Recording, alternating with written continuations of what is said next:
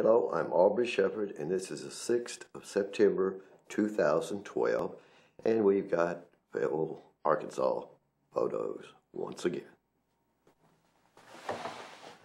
Well, this is from the Justice for Workers gathering on this previous Saturday at the Episcopal Church at Dixon and East Avenue, and these are some of the people who showed up there. My pictures are a little dark in that light. There you can see Mayor Jordan at left, and Sarah Marsh, who's going to join the Council first of the year, across the table, and Rhonda Adams, who's already on the council. And a different view of the same table, you can see Adela Gray next to the mayor, and they're really enjoying this nice variety of Mexican food. And in the blue dress at the left of the table is another candidate for state representative. And let's see, well, don't have time to name everybody. We'll just say these are great friends and Omni members. And at right was the pastor of that church, Dr. Grisham. And here are some of the young people, and that may be grandmother. I'm not sure who's sitting with them. The lady at left. That's Gladys. She's the Gladys Tiffany. She's the president of the Omni Center. And that young man has been very active in peace, justice, and ecology activities in Fayetteville. Here's a sample of the food they had out there, chorizo and lots of good stuff. There's a local group of guys you may recognize, and they were they are singers, but they were performing as a barbershop quartet that day. And there's Joanna Pollock and a friend at right, whose name I can't remember. I've only heard Joanna's 1,000 times, so I can't remember it usually. But anyway, a very nice lady she introduced me to there. And here's that same young man that was with Gladys, and one of the young ladies that works for peace and particularly for workers' rights. And here's a faith-based group keeping faith with America's workers. And notice down there in the picture, it's kind of blurry, all religions believe in justice. And this is a group that supports the workers along the food chain, and that can be a farmer all the way up to a retailer, I suppose. And there are a couple of ladies leaving farmers market on Saturday morning. And here's Fru Gallagher. She can't stay away from the square, and she can't stay away from the pets at the Fayetteville shelter. So she was walking this dog, and in this case carrying this little dog, hoping somebody would adopt it. There's a group that plays down there now and then, calling themselves Farmer in the Markets, appropriate for every week's farmers market gatherings. And there's another good friend from Omni Center and other organizations around town who volunteers for things. And notice he had his umbrella because we were people still hoping for rain. Loco for Lionel. That's Lionel Jordan's daughter, Megan. And she got some special gear made up for the beginning of the campaign for re-election as mayor. And in fact, she decorated that sign at right to make it a little more showy. Okay, these kids were enjoying some of the treats available on the square, and there are many, many things to eat at the square. Some weeks more than others, but always a lot of different things. And here they are with their parents and siblings, and they're gathered around. Well, they're probably just about to select a couple of toys off that table.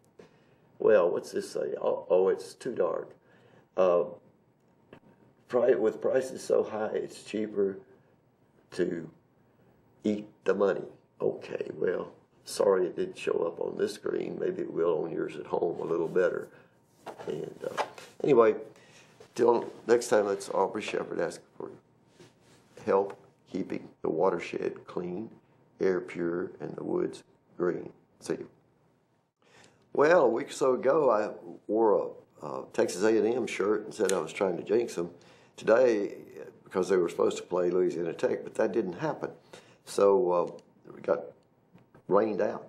But anyway, this week they're playing University of Houston. So by the time this is on the air, you'll know whether Tech got to win their opener. I just had to wear a Tech shirt today. No more. I don't have a Houston shirt, maybe. Let's see some pictures from Fayetteville, Arkansas.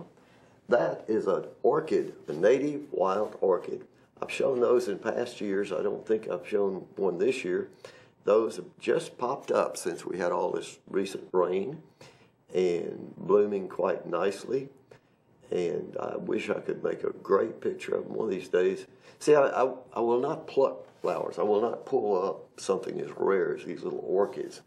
So I don't even like to touch them because I might damage them, and I really want to see more of them grow.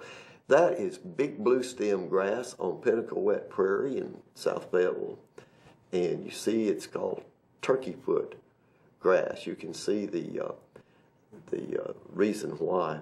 That's Liatris, and I made more than one close-up. That was one of the better ones, but it doesn't have an insect with it, so I'm never satisfied until I get a close-up with an insect. That's another Liatris plant. And there are apparently 5 species of Liatris that actually grow on World Peace Wetland Prairie, Pinnacle Prairie, and on Rocher Heights, right there in the neighborhood, and of course all over the area, wherever you can find some good soil and places that haven't been mowed, old pastures and actual consistent prairie areas such as this. Part of this land has been mowed this summer, but they didn't do it all, and so where the plants were left standing, they suddenly are starting to bloom. They've been doing that ever since the rain started in August. And this is different tall grass species, but it is a native tall grass species, and you see the tiny flowers on it. There's a milkweed. Always got to have a milkweed, don't I? And that one is the Asclepias tuberosa, the so-called butterfly weed. Had a better picture and didn't show it. This is another native tall grass. This is Indian grass, yellow tint, and the way it looks, give it away. I made so many pictures of those on this weekend, but don't get to show many. This is Verbena hastata, and it's the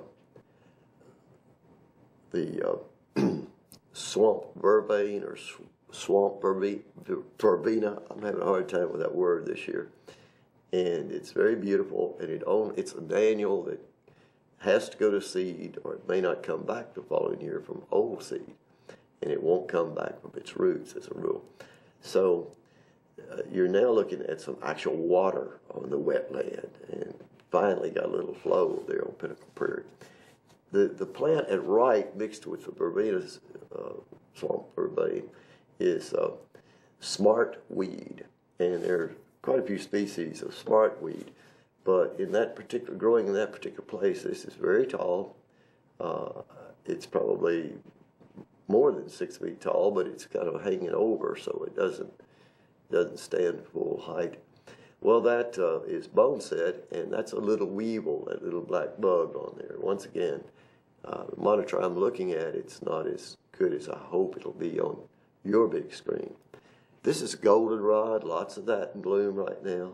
It's always a late bloomer, but it was later than usual getting started, and this rain, all the plants that were there suddenly decided, whoopee, I feel good now, I'll bloom.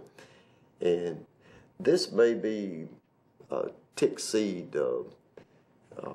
sunflower, tick seed coreopsis, and there's lots of it. It's a field of yellow out there on Pinnacle Prairie right now. And that is ironweed. We had a lot of those in bloom recently.